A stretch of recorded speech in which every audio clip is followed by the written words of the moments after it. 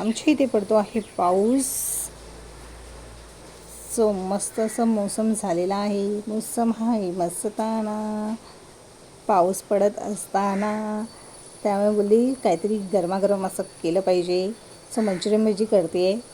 इथे कोबी किसून घेतली आहे, कांद्याची पात, कॉर्न घेतलेला आहे. कोबीमधलं पाणी काढून घ्यायचं, एकदम हे नाही काढायचं, थोडंसं असं ठेवून द्यायचं आहे. कांदा, त्यामध्ये कांद्याची पात, कॉर्न टाकायचं आहे.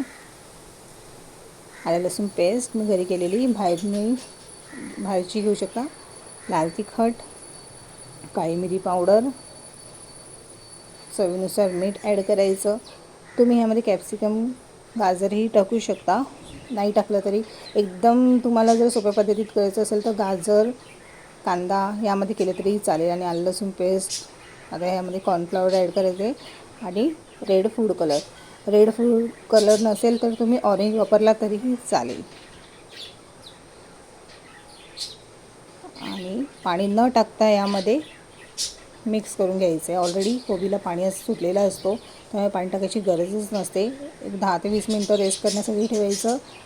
आणि 10 ते 20 मिनटं झाल्यानंतर गरम तेलामध्ये टाकून घ्यायचं आहे.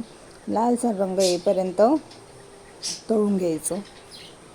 मस्त असं क्रिस्पी होतात. सगळं इथे मस्त असं लालसर रंग आलेला आहे. आणि माझे मंचुरियन तुम्ही बघू शकता मस्तपैकी असे रेडी झालेले आहे. वा, मस्त एकदम. आणि इथे गरमागरम चाही त्यासोबत आहे. आहा, एकदमच छान.